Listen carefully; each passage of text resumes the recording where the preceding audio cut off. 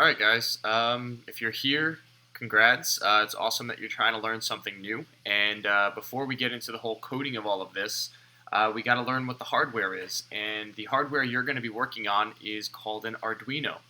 It's a microcontroller. And today we're going to just spend some time getting to know it.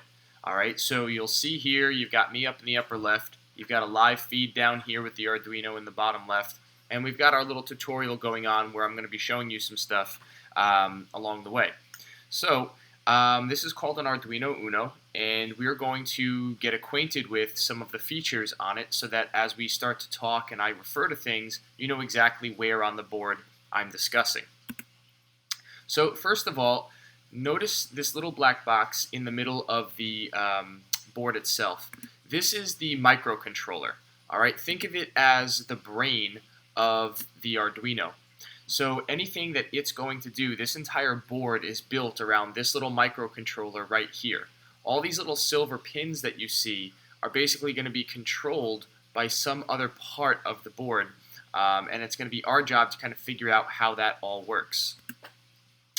So if this is the brain, then I want you to think of these, which are called header pins, as being the spinal cord. This is where all of the leads of all of our wires are going to plug in so that the brain can communicate with the sensors, or so that the sensors can send something back to the brain. And in general, what these are called are GPIO pins. And what that stands for is General Purpose Input Output. So this is where you're going to plug anything in that you want to go to the brain, or anything in that you want the brain to control. So when I say an input device, I mean a sensor. Alright, and these are all some common sensors that you're going to use throughout this course.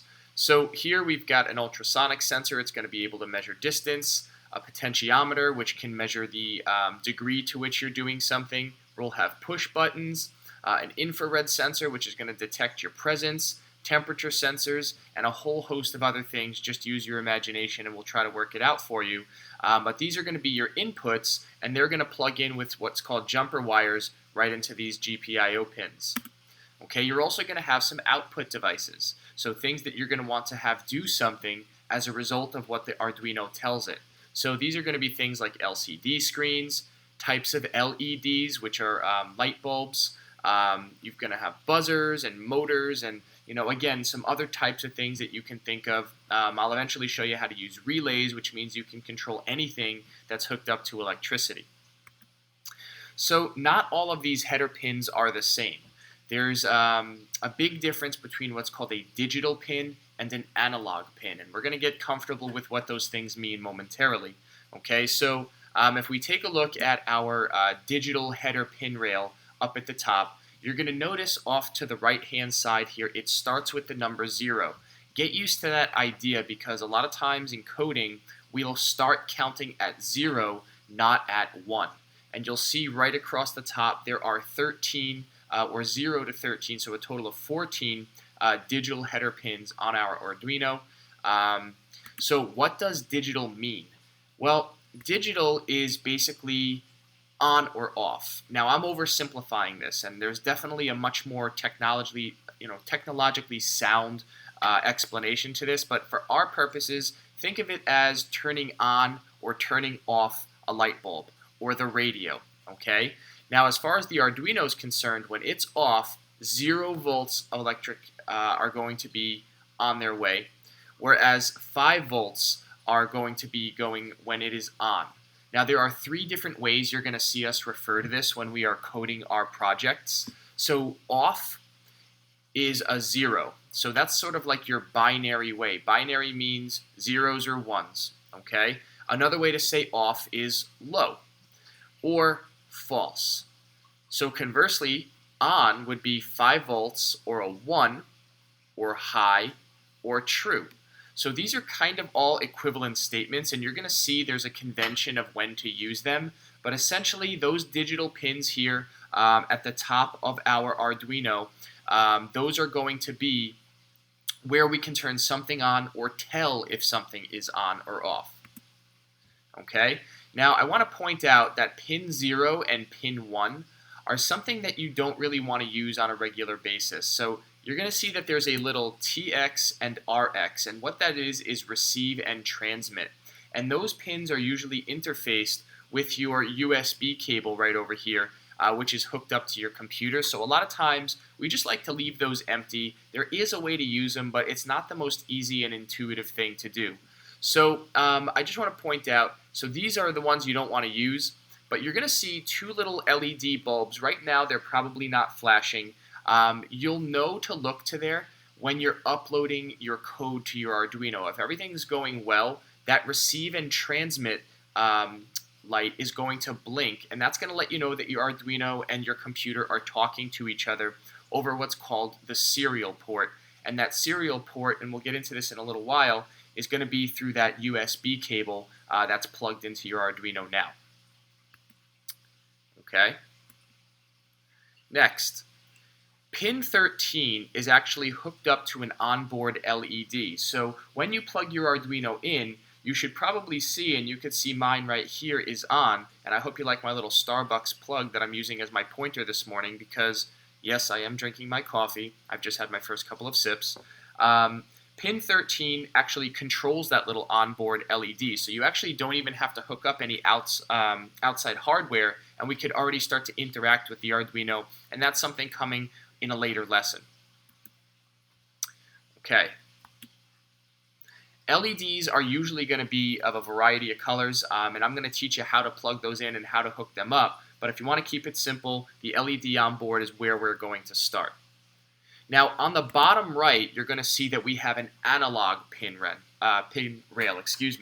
So what are we going to do with these? Well, first of all, I guess we're going to have to know what the heck analog means. If digital just means on or off, 5 volts or 0 volts, you can think of analog as being somewhere in between 0 and 5. So it's not just that the light bulb is on, it's how bright is the light bulb.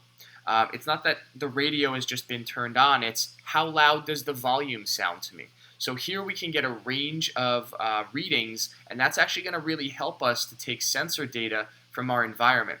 And as far as you're concerned, and again, this is a gross oversimplification of the entire project, what those analog pins in the bottom right let us do is basically read values between 0 and 1023.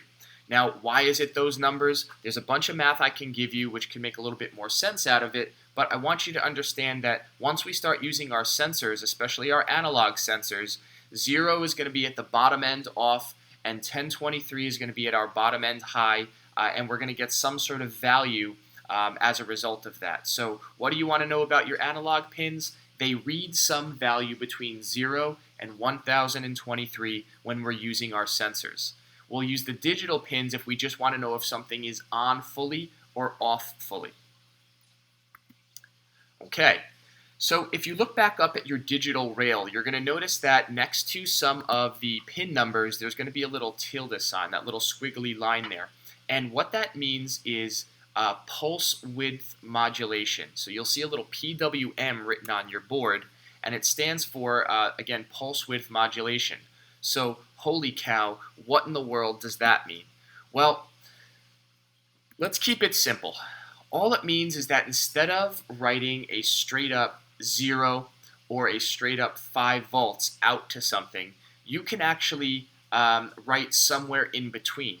An analog write, if you want to think of it that way. It's not just a digital write out to something. Now, when we're writing an analog value, it's a value between 0 and 255.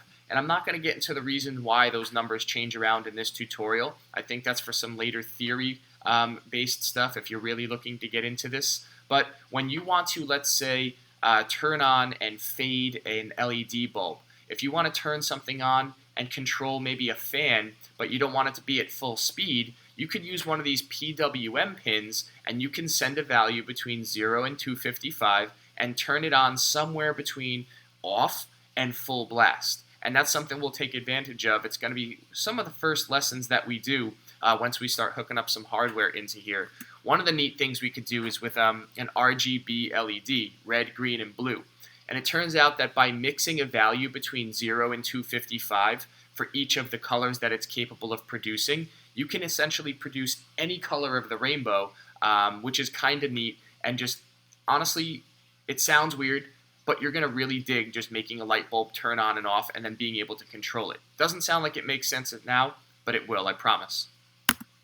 Okay, bottom left, you're going to have your power rail. So in order to turn on a light bulb or a fan, or in order to get something from a sensor, you're going to have to give those things some electricity. And in order to get that, you're going to grab power from your power rail. And we'll go into these pins a little bit more specifically when it's time to first make a circuit. But you'll notice that they have things written like 5 volts, 3.3 volts. So you're going to be able to choose the output that you want from it. But then you're also going to have something called ground. All circuits have to go to ground in order to be closed. Unless you ground your circuit, it's never going to work. And they also provide us another ground, if you notice, right on the top next to pin number 13. So power rails are where we're going to be grabbing our electricity and sending it back to ground when it's time to build those circuits. Okay. Finally, let's look at the 3 big items on the left side of your Arduino board. On the top, you're going to see there's a push button, and all that's going to do is basically reset. So if you have code running and you want to go back to the beginning of what that code is capable of doing, you're going to push that reset button right there at the top. The USB connection is going to be really big for us anytime we want to send something to the Arduino, and eventually we're going to be able to read things from the Arduino as well. We're going to go with our USB connection, which should always be plugged in, I should mention, on the right side of your Mac. There's a USB connection on both the left and the right side. For whatever reason, the software works nicer when you plug that USB into the right port instead of on the left port of your keyboard. Okay? And then, once you've got your Arduino coded, you don't need to be hooked up to the computer anymore, but it still needs electricity. So at that point, you're going to use the power connection. You're going to see that there's a barrel cable that you're going to plug right in, and then you find any outlet in the room, plug your Arduino in, and it can do some work for you, away from the computer. Also notice on the top right, and this number or this light should be on in green right now if you're plugged into power, and that's just to let you know that your board is on and ready to go. So here's the thing. I know that all of this stuff seems like a complete foreign language to you, and that's exactly what it is. This is a brand new language that you're going to be learning. You just have to jump in feet first, and you got to accept the fact that you're going to get stuck at times, but that's when you're going to learn the most. At those points where you don't feel like you understand what's going on and you're battling with it, that's when you learn the absolute most about this. So even though there's new words and there's new concepts, understand that you're going to know how to do this eventually, as long as you put in the time, you ask the questions, and you don't get too frustrated. All right? So again, I'm really proud of you guys for coming out and taking on a new challenge. Keep calm, keep coding, and let's have some fun together this year. See you later, guys.